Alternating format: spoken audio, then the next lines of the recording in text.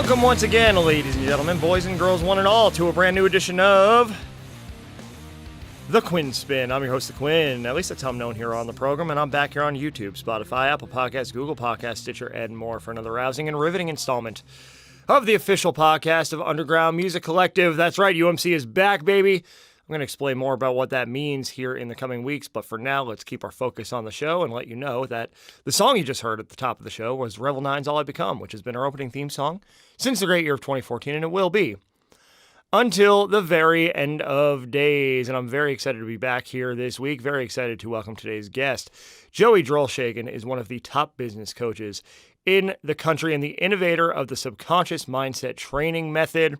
And what I love about Joey is, like many of us, he had a 9-to-5 and he decided that he was called to something different, called to something greater, a greater purpose, and went in pursuit of that purpose. And he is serving, he is a leading mind in the coaching space, in the mindset space, and he is going to give you so much wisdom here today on the show. This is a great conversation. I really, really appreciate Joey taking the time out to chat, and I look forward to doing this again because there's still so much left to uncover, but this is going to give you a nice taste of what Joey brings to the table as a coach, as a speaker, as an author, and just as an all-around human being. So here it comes. I'll be back to wrap it up.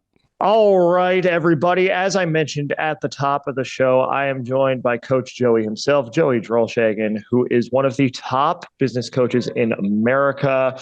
Subconscious mindset training is his specialty. And we're going to talk so much about mindset, about how you as an entrepreneur, as a creative, can go forth and build your platform on your terms and live the life that you want. So Joey, first of all, thanks for joining us. Oh, it's great to be here with you, Gerard. From the time we first talked about this, I've been excited for this conversation. Me too. There's so much to share. In that first conversation we had, we just went over an hour, and we were just chatting it up and just like, comparing notes and just comparing, things that we've seen on our journeys. And I'm really excited because I know this is going to be a valuable conversation for everybody listening or watching. So before we get deep into the weeds of everything, I ask every guest of the show 3 standard questions, which you can answer however you'd like. And those 3 questions are: who are you? What are your passions? And why on earth would you want to come on the Quinn Spinn?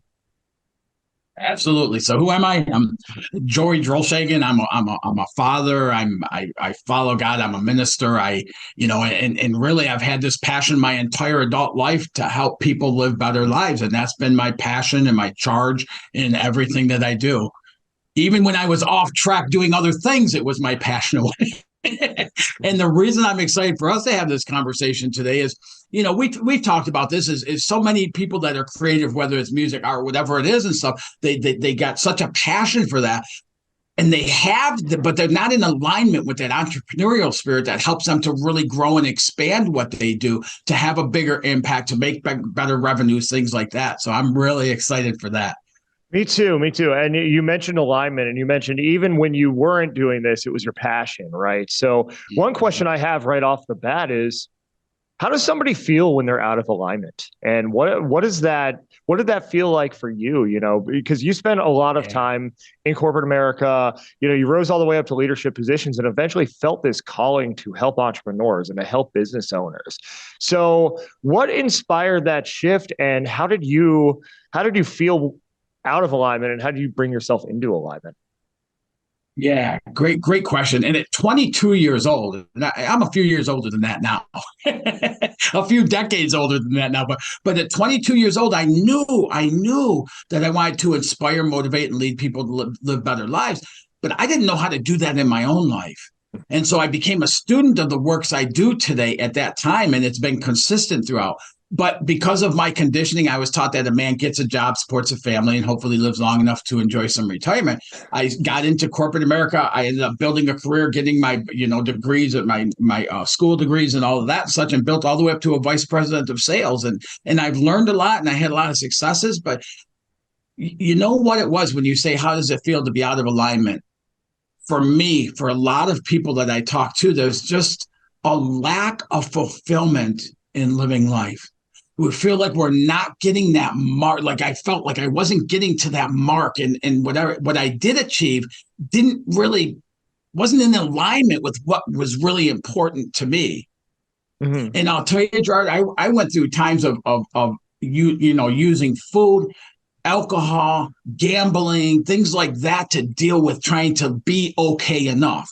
Hmm. At the end of my corporate career, I was a vice president of sales, helping organizations in bankruptcy back to profitability, making a lot of money, good at what I did, but it didn't have that fulfillment. I felt empty. And I think that would be the key thing is there's like an emptiness feeling like, yeah, I'm living this life, but I'm not impacting the way I'm supposed to be impacting. Does that make sense? Absolutely. And that definitely resonates with me because I can tell, coming out of college, like, and those first few years, there was a lot of that lost, empty feeling, even when I Yeah.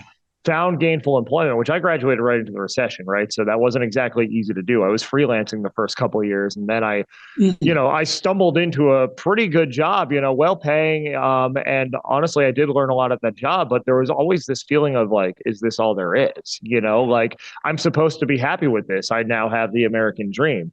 I have this steady job that pays well for a major corporation. I have a long-term relationship. I have, you know, plenty of money to not only get by, but like to enjoy life. But like there was something missing, and it was that lack of fulfillment. And that was 2012, 2013. In August 2013, as the story goes, launched this show 10 plus years later, through all the ups and downs, still here, but like there is always that piece missing if we're not going with what our intuition tells us, if we're not going toward what we feel called to do. And so, Yeah. what was the moment for you when you decided that you were just going to go for it? Like, was there a particular like aha moment or something that just like, it was like a spark in the night, or was it more of a gradual build? It kind of was somewhat of a gradual, but it came to a point like where, kind of hitting the wall type of a thing is Mm-hmm. I told you I've used alcohol enough to where I had to reach out and ask for help and such. And like, I got into that trap and couldn't get myself out of it and such. And so that was a part of it. And then as I stopped drinking and would quit using things, you know and again, I have multiple certifications and education in what I do and such, but when I quit using things, I started bumping up against that unfulfillment feeling that no matter what it was, the money didn't seem like it was a big deal anymore. Being able to go where I want and travel and stuff like that, it lost meaning to me. For a while you can get by on those things, Mm-hmm. and my father passed away. My mom and dad, I watched them struggle my entire youth, but they were such good people, and they didn't have the tools we have today. So my dad passed away of cancer, about, I think it's been like 14 years now. And a year later, my mom just didn't want to be alive without her other half. And she passed away of natural causes. I mean, she didn't really have any disease or anything like that. And she passed away. And I found myself an orphan. And here I am, an orphan, still following the conditioning that I was taught that a man gets a job and supports a family. And I felt literally, I've tried breaking out of that a few times in my life. And I felt like it was a trap, like it was my only process available to me. And so I started looking at that with the people who gave me the conditioning are no longer here. At that time, it came across to me about the subconscious mind, a book by Joseph Murphy, The Unconscious Mind. Mm-hmm. And in reading that, it really clicked everything together in what is now known as the SMT method, subconscious mindset training. And it's about retraining that. So once I understood that, it was like, I can't stand living like this anymore. And when I understood that other piece about the subconscious and the importance that plays, and how my patterns, my beliefs, and all that were pushing me down this avenue where I didn't even want to go, within a month, I started IFGT Coaching Consulting. The IFGT stands for It's Frickin' Go Time. And within 2 months of that, I literally resigned from corporate America, moved down to the mountains here in South Carolina where I live today, and started building a business. Mm-hmm. A couple things I want to pick out from that. I mean, first of all, you mentioned escapes, like whether that's alcohol, whether that's gambling, whether that's food, whatever it can be. For some people, it can be drugs, it can be social Mm-hmm. media, it could be travel. I mean, living a balanced life, is giving yourself permission to enjoy things, but also like any one of those things, even travel can become an escape. I think of a few people who, they travel all the time, and like it's great. They get to see a lot of places, but like in a way, you can kind of also see that they do it because, they're not happy with, where they're rooted and where their life is taking place actively. Right. I mean, I've even been guilty of that a couple times myself. And I think it's really important to recognize that anything can become an escape. And ultimately, if you want true fulfillment, you're going to have to face down, your hangups about living the life you want and going the direction you want to go. And I think, yeah, as men in our society, we were always taught, grow up, get a job, get married, buy the house, have the kids, like have that white picket fence. And the white picket fence, especially in this day and age where the American dream is, a lot harder to come by. And I think a lot more of an abstract concept, like, you have to define what that is for you. And for some people are happy, working their job and, working for a company and being able to contribute their ideas to that company, to society in that way. Right. Mm-hmm. But for a lot of us, we want to create something of impact. We want to create something of legacy. We want to impact other people through what we have to share through our lens. Right. And so, I mean, that's why, for me, like, going into this entrepreneurial space is so exciting because it's like you get to create it and you get to align your values with the values of, like-minded folks who also want to create and have an impact and improve the world around them. Right. So yeah. No, go for it. Go for it. You're kind of sparking me because, with that is a lot of your audience with musicians and artistic people and things like that. Entrepreneurship is the same thing. Entrepreneurship is not following that mold or that pattern and stuff like that. But what happens is a lot of artists, they get into their music, they get into whatever that may be, their art, whatever it may be that they are, and they lean into that. And the entrepreneur feels like it's a whole nother avenue, but it really isn't. Entrepreneurship is a creation. Mm-hmm. And it's getting into that alignment with that creation and understanding if you're coming from that side of the brain, if you're coming from that creative side, it's already there. Like you have more power going into it than somebody coming from the other side with the logical side of things. Mm-hmm. So really what it is just understanding that and looking at entrepreneurship a little bit differently and that it is creativity. Any entrepreneur, there's all these things and programs and everything that tells you, if you want to be an entrepreneur, I got your roadmap and you do A, B, and C and you get D. But it never, ever works like that, Gerard. Right. Entrepreneurship is very unique, just like our conditioning is unique to the individual, but it is about creation. It is about being creative that opens up that avenue. And the more creative we can be, when we get into alignment with that, the easier it becomes and the more exciting it becomes. And that's the difference when I resigned and stepped down here into South Carolina is I instantly went from, I was going to see the Northern Lights in Alaska, and I was going to Moab, and I was going to all these places, traveling in that mode of trying to fill something up. And today, I don't have to travel anywhere to just feel like awed with this life I get to live. Yeah. Because we're living in that passion. Mm-hmm, mm-hmm. And I'm so glad you touched on that parallel between artistry and entrepreneurship, because artistry is entrepreneurship. And I feel like, just in 10 plus years of doing the show and making my way through the industry, like so many artists are thinking like employees for jobs they don't even have yet because they're trying to cater to the industry, the traditional industry model. Oh, my music needs to sound like this, and I need to write songs that are no longer than 3 minutes, and I need to go viral on TikTok so a label notices me and I get signed. And, it doesn't work that way. Or if it does work that way, it works for a very small percentage of artists. You pretty much have to win the lottery. And then even if you win the lottery, you have to stay signed. Like, they could drop you if they don't feel that you're going to sell enough, and they'll just move on to the next 20, 21-year-old kid who, will come in and do a better job fitting their mold.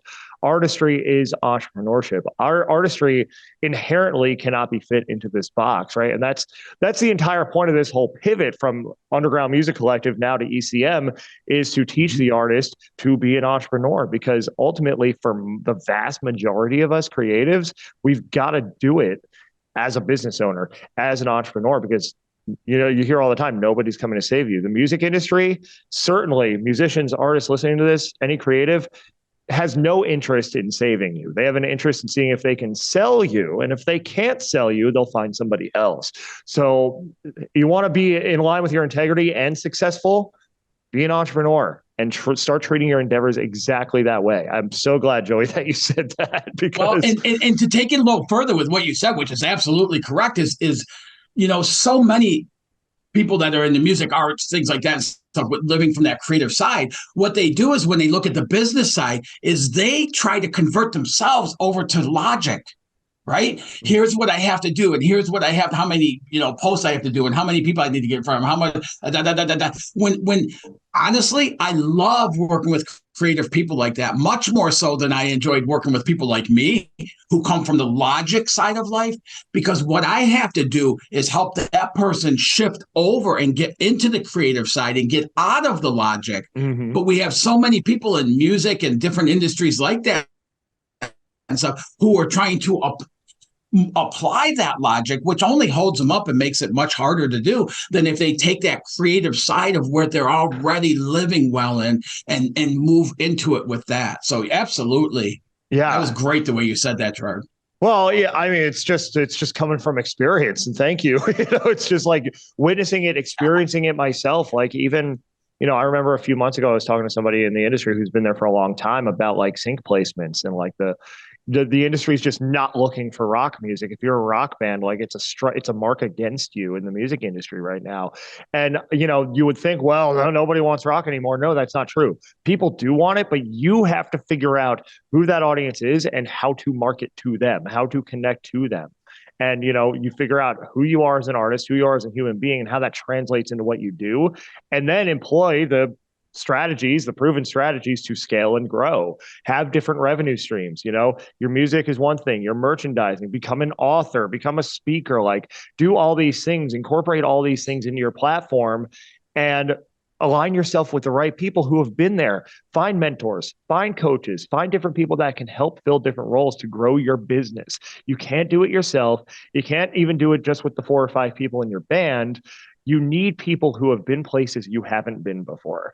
And that's something that, like, I, again, recently was just in Denver for a business conference, and like it affirmed a lot of these things that I've been thinking for a long time. It really blew the game open for me, because it's just like, now it's undeniable. Like, this is the path. This is the future for the artist, for the entrepreneur. We need to put the power back in the creative's hands.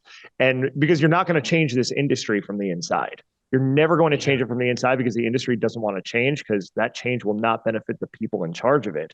You need to change it from the outside. You need to provide an alternative and force it to change on its own. But don't worry about changing the industry. Focus on building your platform and building up the people around you. That's so key. And it is key. And the other thing you said there, what a great example you use about a rock band and things like that. So often we'll get these people who are living from their heart. They're coming about living in their passion, bringing that forward. It might be a rock band, let's say, because that's the example you gave. And what they'll do is they'll go, okay, there's not the popularity for rock bands, so let's start doing this instead. And they start moving away from their passion. And what they're doing is exactly what it was like for me in corporate America, is they're no longer living in that passion. If we could understand there isn't a single pathway or a most popular way to get there. The best and the most surest way of doing it is live through that passion. If your passion is for rock music and that's what you do and that's what you really thrive on and stuff, that's your attraction factor. So by doing that, you're going to start attracting people. It doesn't matter what's going on as a market and all these things we put on things. Again, going back to logical thinking, none of that matters. What matters is that you're living in that passion, because when you do, you're doing it better than anybody else can do it. And so you start attracting people, and it might not be as, like when they break them into categories and things like that, but you're going to attract more than enough people. And then the other part of that you said is we cannot do it alone. I cannot do this alone with what I'm doing, my mission to inspire, motivate millions of people to live better. I can't do it on my own. People like you and I connecting, people like our friend Steve Ramona and connecting with him and the whole servant's heart thing and living through that. And even our own experiences then, like the experiences of my life of motorcycle accidents and all the things I've been through help me then that I have available to help other people. And when we're living like that, all we got to do is live in what feels good for us, whether it's rock music, speaking, coaching, whatever it is. And avenues are going to open up to us. Mm-hmm. We cannot help but to open up those avenues. we might have to shift some of that conditioning in the subconscious in order to do so. Mm-hmm. But it cannot help but to bring about those results in that area for us to live in our passion, because that's what was placed in our heart to follow through in this lifetime, to have the impact that our life is supposed to have. Right, right. And that's the thing too. Something I want to touch on here as well is, we each have our own unique experiences. We each have our own unique traits and skill sets and behaviors that inform and shape who we are. That gives you something to provide that nobody else on earth is quite as equipped to provide as you. A few weeks ago, had Dylan Huey on the show, who's another contact through Steve Ramona, our friend Steve. And Dylan made a very, very good point about your value proposition. And pretty much, what can you provide to your audience that they can't get anywhere else? Who are you? What are your values? How does that communicate through what you do in a way that no one else can deliver? What is unique about your story and your journey that you can use to help people and that they can gravitate toward?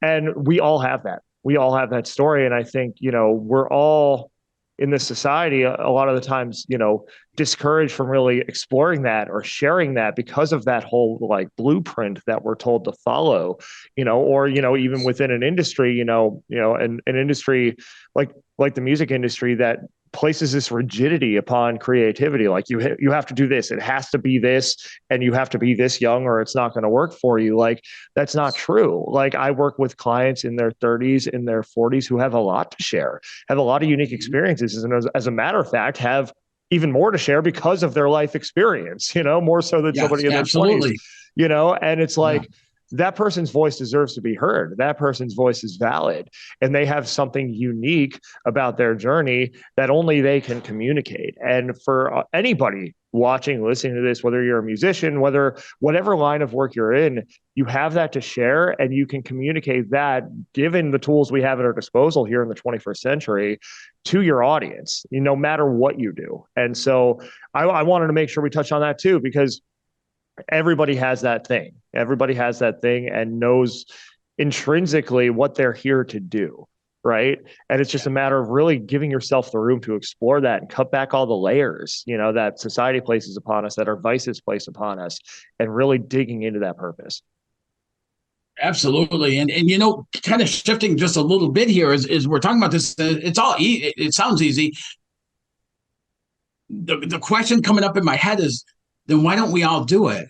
Mm-hmm. And the reason for that I have found in my life, in the people I've worked with and helped serve and stuff, is the subconscious. In the subconscious, there's what I call a motherboard, a programming of all of our experiences, our beliefs, our patterns, our paradigms, our go-to places. It's where we get in our comfort zone. But also, George, within that motherboard is what triggers the brain waves to the actions we take or that we don't take. So if you think about that, if I'm going about based on something that says, oh, I'm not fitting into the major league of things, and so I'm not going to get there and stuff like that, if that's the patterning we have, we'll never break through that until we do something about that programming in the subconscious. Mm-hmm. That right there, people, it's not our outside circumstances or situations. It's not where we come from. It's not what we have in the bank. It's not the people we're aligned to and such. It's that programming that determines how far into our passion we can go and how far we can, expand in our lifetime. And the good news about that is that anytime you can shift that programming and bring about greater opportunities and bring about greater, growth in your life. Absolutely. And that's so much of the work that you do, is helping people tap into that programming and reroute that programming, because it is, at the end of the day, it's all circuitry, like we have electrical currents that run through us, and yes. In the brain as well. And so subconscious mindset training, how did you develop this? How did you develop this method to where you're able to help the folks that you work with really tap into that and reprogram and make those meaningful changes to go forward and live their purpose? Yeah, and it all started, like I said, 22 years old, this passion ignited in me. But at that time, I was following the same struggle I saw my parents have my entire youth. If something came easy for me back then, I thought I didn't deserve it.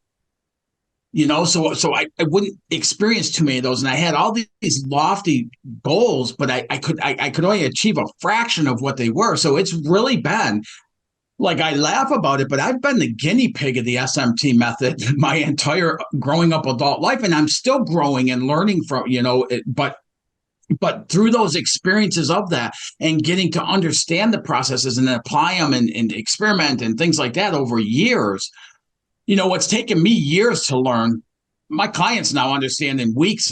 They get through that growth period, but it was because I went through that model of the long form of it, of understanding it and bringing about that change, that I'm sitting here with you today. Otherwise, I wouldn't be. So it was really about being the guinea pig of all of this stuff, and really, aside from assisting other people, it was I have to do something different in my life in order to be able to have something to give to other people. Right. And so it's been that continual passion to be and have the mark I want to have with my lifetime that's kept me going through that process. Right. And I think that's really important to know too, is like, we are only equipped to teach those things that we've experienced, and by going into the coaching lane, it comes from this desire, this calling to help other people through the things that we've encountered on our journeys, because these are such common threads, the subconscious programming, the fears that we encounter, the barriers that are put in place, and programmed into us by whatever has happened in our life, whether it's just societal programming, whether that's trauma. Yes. We have to work through our things so we are in a position to serve. It's that cliche, if you can't pour from an empty cup, but I think it goes even further than that, to the point where it's like, you experience your own growth, and then you're able to truly understand what goes into it, so you can encourage other people, inspire other people toward it. And that ultimately is what creates this rippling effect of people who are more aware of themselves. They're more aware of their programming. They're catching themselves in it sooner, right? So then they can flip that switch. And I say flip the switch, but it's a process, and there are always going to be those things that come up, those highs and lows, where you revert back, those triggers that appear. It's just, you learn how to manage them better over time. You learn how to catch them faster.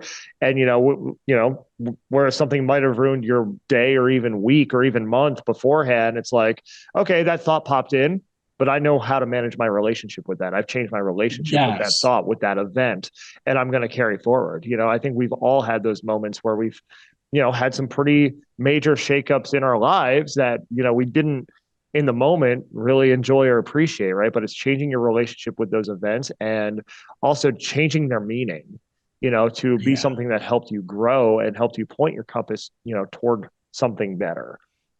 Yeah, I wrote my first book is on the shelf somewhere back there, but my first book was called Life's Lessons.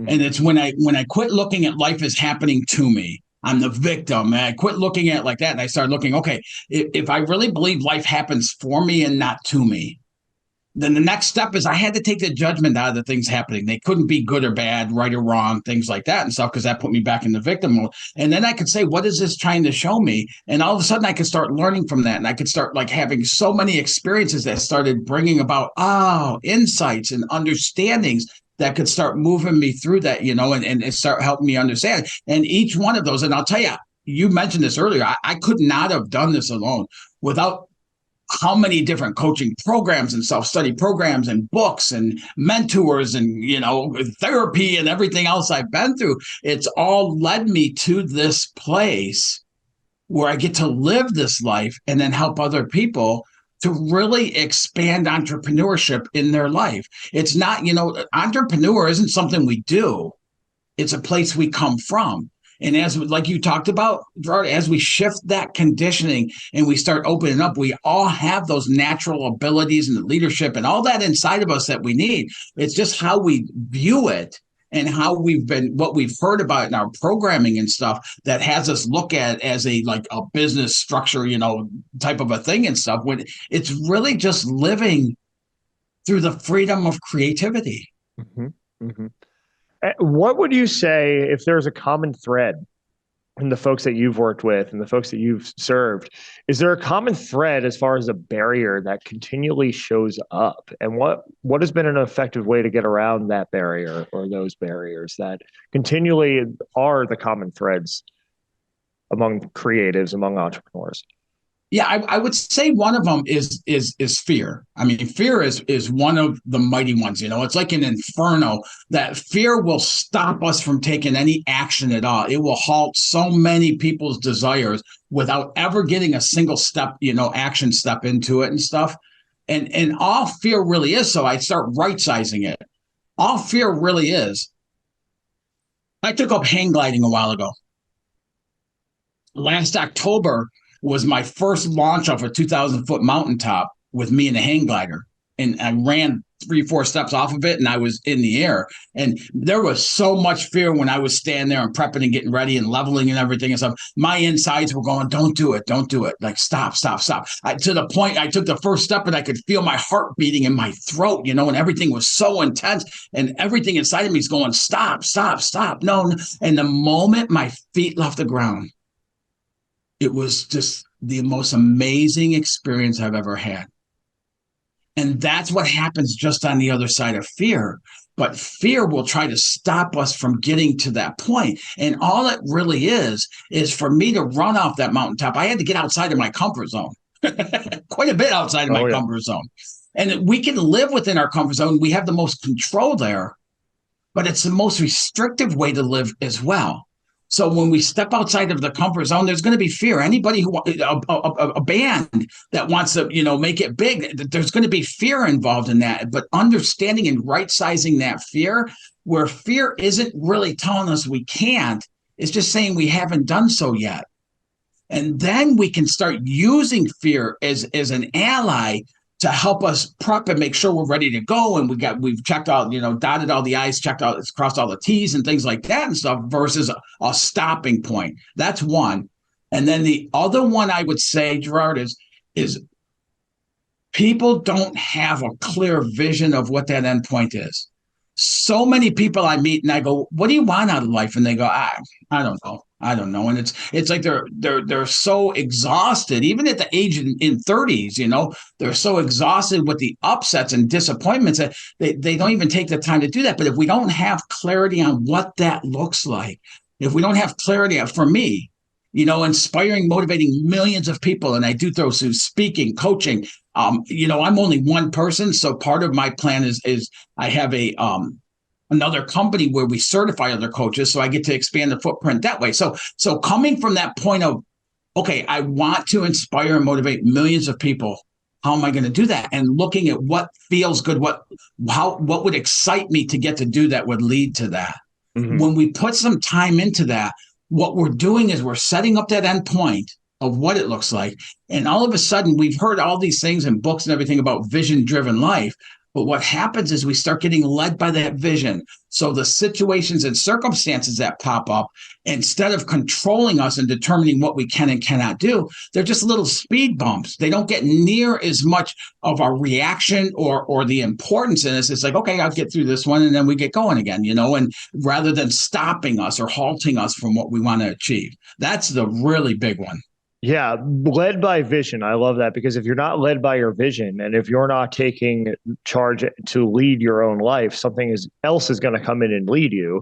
And more likely than not, the vast majority of us led by something else are led by something that isn't in alignment with our true purpose, right? So you have to pick that point. You have you begin with the end in mind, right? As the saying goes, and you do reverse engineer that so the steps you need to take to get there. And you also know where everything is leading you. Even in the moments where it gets difficult, it gets challenging, you still have that point that that you're destined for, and it's just a matter of continuing to follow the trail and work through those challenges, navigate the storms, because the storms are going to come up no matter what. But it's a matter of your preparedness for them as to whether or not you'll survive them, And the other point on fear I love, because we do have to change our relationships with fear. Fear, as you said, can become an ally. It can become something that motivates us in a positive way instead of motivates us away from what we're trying to do. But you have to face it and you have to give it a name, and you have to give it, you have to take away its power by looking at it and going through it anyway, and whether that's, a professional fear, whether that's something, more internal, a personal fear, in a relationship or something, like the only way to conquer that fear and to change that relationship with that fear is to engage it, You have to engage your fears or they're just going to keep You're making me fears. so happy right now. And they're only going to grow in your mind, like. Well, and the reason I say that is the best way to go through fear is take an action into it. Most of the time our fear is paper thin. All the buildup of fear, all of that like over consuming, that's in the fear is only there while we're thinking about it. Right. When we take an action into it, all of a sudden it starts dissipating. Taking that first step, the third step off of that mountaintop, once my feet left the ground, there was no more fear. Yeah. And yeah. Yeah. I can think of a recent situation in my own life where there was somebody that, in the romantic sense, kind of had a falling out with not too long ago. And I would do everything I can to avoid her, until I ended up in the same environment as her and realized that I had built her up in my mind to be this 30-foot demon where she's just a human who makes mistakes, and it's by changing my relationship with that fear, it kind of woke me up to this all over again. Right. Where it's what the things that we're afraid of, we pump up so much, but at the end of the day, there's really not as much there. There's not as much to be afraid of as, we make it out to be in our own minds. Our minds play these tricks on us to make our fears appear much larger than they are. Like the thing in the rearview mirror, except it's the inverse of that because, objects in the mirror are larger than they appear. The objects in our fear mirror are actually smaller than they appear, and we make them out to be. Yeah. And you touched on a third point with, I don't even know if you realize you did. So we talked about those two. The other major thing that I see people come into, and I was a victim of this for so long in my life, is we feel like, okay, we get the vision. And then you said something similar to, and then we figure out how to do it. And one of the things when we get into that alignment, we no longer have to worry about the how. We get the vision, we put the vision on, we get excited, we do our part with it. And all of a sudden, and we've all experienced where coincidences or out of the blue things happen to something just to show up. That's what we want or better than what we want. And we didn't really effort it into existence. We didn't strategize it and live through our logical mind, which a lot of times I call the Antichrist. Mm-hmm. Because what happens is when I'm living through here, it's only as powerful as this width between my two ears. But when I start moving into living from that place of feeling tone, of that place of that vision and excitement and things like that, all of a sudden I tap into universal God, whatever people want to believe. I believe it is God, but I believe it. And all of a sudden we have all these resources that are showing up, and we can literally live by design of experiencing coincidence after coincidence, after out of the blue, continually happening, bringing things about. And I'm telling you, that's how I've built this business, is exactly through that method. As long as I tried to figure out the steps and what I needed to do and when I needed to do it and how I needed to do it and all that, I struggled. And once I finally got to the point of being so frustrated, it was like, I don't even know if I want to do this anymore. Mm-hmm.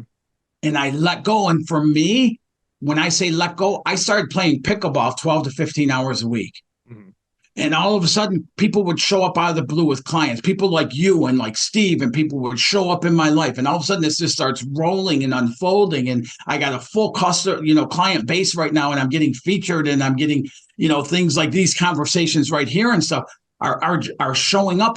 And I've seen the same thing with bands, I'll say, because I know of some musicians who all of a sudden they start getting these gigs at these higher levels, and they're going, man, it's easy. It's easy. And when we tap into that again through the mindset alignment, when we tap into that with the conscious and subconscious and shift that programming, all of a sudden we get into alignment to start experiencing things. So my vehicle that I use to help people is I help them quickly scale their business, but also to experience greater freedom in their personal lives while doing it. Now, those are opposites from each other most of the time, but when you get into alignment, they become merged between the two of them. Absolutely. And I think it's important too to give yourself room to take that pause once in a while. You had mentioned, started playing pickleball more, took a step back from it, at some point, we get so far in the weeds of doing that we forget that there's a life outside of what we do. And I mean, I've experienced that multiple times in the past 10 years. I just experienced it this past summer, and that really informed our pivot from UMC to ECM, because there was just a lot about our current model that had gotten us that far, but I didn't feel was going to get us any further. And I was having a hard time just keeping the hamster wheel spinning, like realizing, assessing what that was. So I did. I went back to New Jersey, and just went to the woods for a couple months and just went pen to paper on it and figured out what does this need to be. And in the meantime, like made all these amazing connections with folks like Steve, who led me to you, and other folks that, now are really important people in my network and really important people in my life, and it's powerful to see what happens when we just let ourselves take a breath and let the purpose, have its say, and let the purpose lead us on that serendipitous journey. Even, 5 years ago, I was getting ready to move to Nashville, and I didn't really have much of a plan for when I got here. I just knew this was where I needed to be. And so I let the doors open, and I wasn't looking just through specific doors. I was looking, I was seeing the whole field and just finding the best path, that way by just observing and just by listening to intuitively, like where things were leading, and not questioning and not taking all this time trying to apply that logic to, well, it's like I moved here with less than $500 and whatever would fit my car. Classic moving to Nashville story, you know what I mean? And like, I do. It was the right move, it ended up like paying off because I was more afraid to stay where I was. And I don't mean that in a location sense, because I love Bethlehem, PA, but like in a life sense, I was more afraid to stay there where I was and what I was doing every day than I was to just take a shot and see what happened, and taking that shot, is led me to this conversation. It's led me to so many amazing moments. And, even when things do get challenging, you got to remember that, and you have to allow yourself to take that step back and to take that moment, to yourself to, not be so in the weeds, pull yourself out of the weeds. Yeah. Yeah. And part of that whole thing, I say all the time is, we're human beings. We're not human doings, but we get in that mode in the U.S. more than any other country, with doing. We got to make it happen and everything else and stuff. And when we take that place of just being a being, when we get into alignment with things, it's when like moves from PA, to Nashville and things like that, where they get like there's excitement in that, and there's that like the unfolding of seeing it happen, where it's a story to tell, like a good news story to tell, rather than a struggle through process. When I moved from Iowa down here to South Carolina in the mountains, man, it was just everything, the way it unfolded. I won't go into it, but like so many aspects of the way it unfolded was just such a great experience to get to experience and to get to have to carry around in my heart the rest of my life, versus times when I've tried to make things happen and I've struggled with them, and it wasn't fun and it was exhaustive, and it's the reason I have gray hairs. Yeah, but that's exactly it. Like, you remember those times, and like those times, I think we forget to lean on them, right, as like examples of like, hey, everything's going to be fine, but just like trust yourself, trust your intuition, trust where your purpose is leading you, as opposed to just trying to make things fit and force things. I think when I got here to Nashville, it was all about like, oh, well, what does the industry want me to do? How can I serve the industry? It's not about serving the industry. It's about creating a lane, and I think it took me beautiful. Yeah. It took almost 5 years to really like not only realize that, but internalize that. And now, 5 years in town, this month as of airing, like I feel like, I'm coming back around full circle to that, like serendipitous, like, there are a lot of things, in development right now that still need their room to develop, but it's definitely all on the right track, and it's because I was able to shut all that noise up, and like, I need to do this. Okay. What do I really need to do? And sometimes what we really need to do is just take that moment and recalibrate ourselves. Yeah. The more we can stay in alignment, the more we can allow things to work on our behalf, things to start showing up, things like that. The more we get up into the logical mind and figuring out how to do it, the tougher it's going to be. That right there, if we can understand that and start applying that and get out of this and just get into excited about that vision, that's all we got to do. If we got that vision of what it is we want, and then we can lean into that with excitement and see that happening, we'll get out of our own way. Mm-hmm. Now, the subconscious conditioning will come up and things like that, but I mean, it'll help to start smoothing that process out. Absolutely. Absolutely. It's so valuable. Another masterclass here on the Quinn Spin here today. Joey Great Drolshagen. conversation. Yeah, and I know we could probably keep going all day, but I know we both have busy schedules, so a couple more questions before we wrap. Joey Drolshagen joining us, by the way, on the Quinn Spin, and one of the top business coaches in the United States joining us here, and you can see and hear why here today. So if there was one lesson, a lot of people don't know where to start, right? Whether they're creatives, whether they're just trying to kind of get their life in order the way they want it to be, right? If there was one lesson that you would share from your journey that would help somebody do that, help somebody pick that starting point as they look to improve themselves, improve their lives, what would that be? I would have to say the first one, Jar, would be to get a vision of what it is you want. What is it you want out of life? Get a vision, get a thought, I write the stuff down because when we write it, we're actually committing to it than just rolling around in our head. But get a vision of what that life looks like. What's it feel like to live that life? Like through the SMT method, we develop dynamic visions, and that's part of it. And once we get that vision, then we can start leaning into that and getting excitement going for that. And then the other thing right along with that is stay the heck away from the how. Don't worry about it because we really don't care how things are going to show up. We just think that we're responsible for that. So get out of the how and get excited about that and see what action steps you. Everything I do, out of our five senses, it's based on using our imagination, which we're so often taught to shut down, and our intuition, which is our alignment to the how. And so get into that place of feeling good about it, and the actions will show up that we need to take. And all of a sudden, we'll realize the actions we take are so minimal compared to the results that come from it. Beautiful. Beautiful. So everything on this episode is like a highlight that could be like its own clip, so I'm really excited. I'm really excited to share this content now, not only, the episode itself, but, all the little pieces of it, because this has been tremendously valuable. Joey, thank you so much for joining us. Before I let you go, how can people get in touch with you? How can people support you?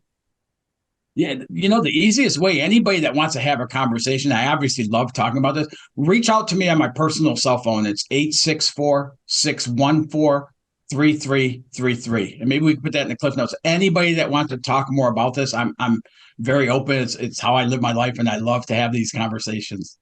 All right. So reach on out to Joey Drolshagen joining us here on the Quinn Spin. I'll be back with the usual outro stuff. Joey, thanks so much for being a part of this today. Absolute pleasure, man. Great talking with you, Trevor. We'll do it again. So there you have it. Joey Drolshagen joining us today on the Quinn Spin. Coach Joey himself. Again, what an inspiring individual. What an inspiring conversation. Super grateful for Joey taking out the time. Looking forward to doing this again and again and again. And thank you for being here. And if you haven't subscribed, followed, liked, commented, any of that stuff yet, please do. Please engage. It's going to help the show go places, reach more ears, reach more eyes, serve more people. So please, if you like this episode, share it. If you don't like it, share it with your enemies, because they're going to like the things that you don't. And that's why they're your enemies. Anyway, the Quinn Spin is on Spotify, Apple Podcasts, Google Podcasts, YouTube, Stitcher, and more. Also on Instagram at Quinn Spin Official. That's 2 N's in Quinn, 2 N's in Spin. You can also find us on Facebook as well. We've been there. We've been popping off a little more there lately, so worth mentioning. Also, Underground Music Collective, or ECM Collective. We're still changing things over. Facebook won't let me change the name of the page back yet. But we're on Instagram, Facebook, X, I guess, LinkedIn, of course, here on YouTube, where you might be watching this episode. You can also check us out at umusiccollective.com, letter U, musiccollective.com, or ecmcollective.com. Take it to the same place. Revel 9's All I've Become. Going to take us out just like it brought us in. Grab some muffins on your way out.